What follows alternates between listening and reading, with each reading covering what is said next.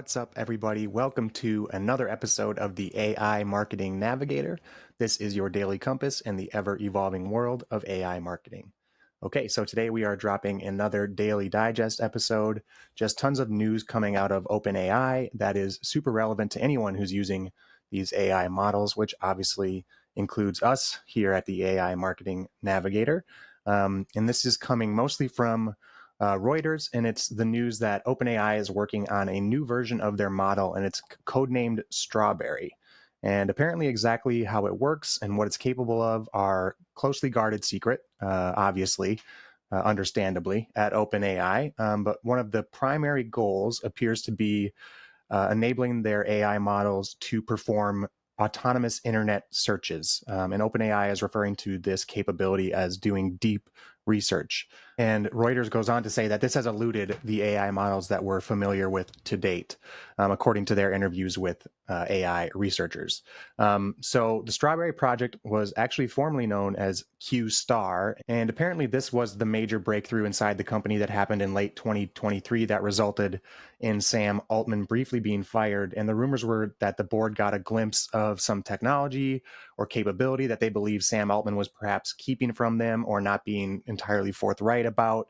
And I think we covered some of that in a previous episode, but I will definitely link to the source articles, of course, in the show notes. So anyway, this Q-Star model, now known as Strawberry, definitely made waves and has been making waves since it's been tested and revealed. And apparently, OpenAI thinks this is very close to the second step in their recently released outline in the path to artificial general intelligence, AGI. And we should probably cover that outline real quick. This was from Bloomberg back on July 11th, and they reported that OpenAI has basically come up with a scale of 5 steps, a 5-step scale to track their progress towards artificial general intelligence, which is a big deal because, again, they've been criticized and whistleblowers have been criticizing and saying how OpenAI has been really secretive and not very transparent or open about their achievements as far as artificial general intelligence, which is, again, intelligence capable of reasoning at a human level. So according to the article by Bloomberg here, the scale goes from level 1, which is the AI models that we have available to us today, conversational AI, to a level 5, which is an AI model capable of running an entire organization, is how they classify it. The article goes on to say that people and employees inside OpenAI believe that they are close to achieving this second level of on their 5-step journey to AGI, which they call reasoners. The third level they call agents.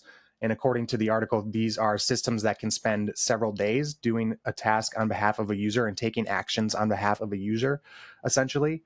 The next level, level 4, which they classify as innovators, would be AI that's capable of aiding in invention. And then the 5th would be that level 5 that we talked about, organizations capable of doing the work of an entire organization. So they think that they are close to level 2, reasoners. And apparently this level of AI should be able to solve basic problems. And as the article puts it here, it would have like a doctorate level education, but like someone who has a doctorate level education, but access to no tools, for instance. Anyway, so it could be that Project Strawberry, formerly Project Q-Star, was and is this step towards level 2, which would make sense as these recent demos reportedly have of the Strawberry Project have scored over 90% on certain math tests that are apparently a championship level math test, which definitely sounds like a level 2 reasoner if you ask me. And being that the second level is being referred to as reasoners, it makes sense that this development, this next step in AI, is focused entirely around the ability to reason like a human being, to plan ahead and to solve complex problems that would take several courses of action, several tasks over a long period of time.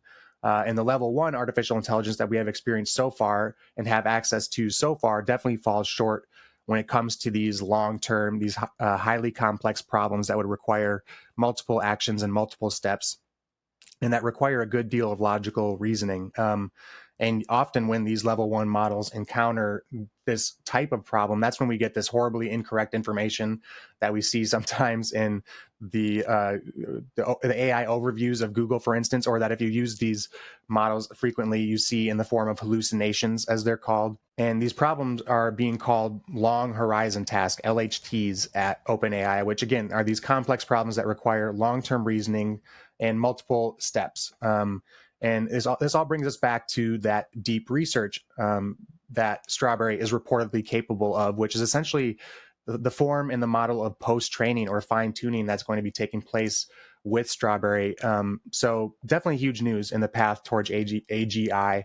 Obviously huge news in how we're going to use these tools and the problems they're going to solve and be able to solve for us, not only as marketers and businesses, obviously, but also the problems that they're going to solve and the potential that they have for us as a race, as a human race, which is just truly fascinating.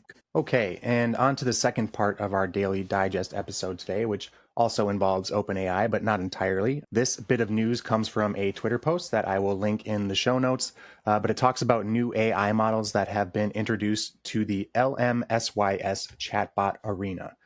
So this was the first I had heard of the LMSYS chatbot arena. I guess I'll just call it the chatbot arena for the remainder of the episode here, for my own sanity and for your listening convenience. But apparently what this is a platform that basically compares all of these large language models that we have available to us based on human feedback sourced from a community of users. And basically, these users are presented with two different anonymous large language models, and they're asked to engage them in conversation or perform certain tasks. And then they're given feedback by the user based on how they performed, which is basically then used to rank the models compared to one another. Apparently, it uses the ranking system that's used in chess to rank these models.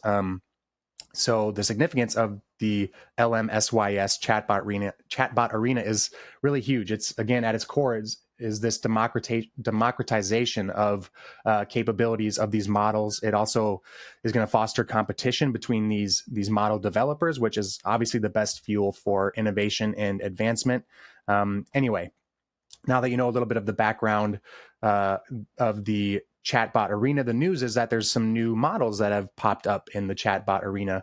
One of them is called Upcoming GPT Mini, and which is the OpenAI part of this update. When asked, this model says that it is a chat GPT model developed by OpenAI, but the other two models that popped up in the arena, column U and column R, are not so forthcoming about their creators. But this is intriguing because some are wondering if it hints at another new OpenAI model that could be on the horizon, this mini or whatever, a miniature model. Could it be designed to run on a mobile device or a smaller platform? The AI community has definitely been buzzing about the potential of an entirely AI-enabled device. Like, what does AI look like in the hands of the user in the future? Something beyond just Apple Intelligence, which is, incorporating AI into the Apple operating system. What if we have one device, a singular device that's entirely powered by AI, and maybe OpenAI. So all sorts of things are abuzz at OpenAI, and as marketers, we can definitely expect the capability of what these models can do for us to only improve and significantly change the landscape, which sounds so oversaid at this point. But these level 2 models really are the models that could develop like an entire marketing strategy. I mean, think about it being able to plan out a strategy, not just using basic recommendations, but a long-term plan for the course of an entire year, solving complex business calculations that take multiple actions over a extended period of time.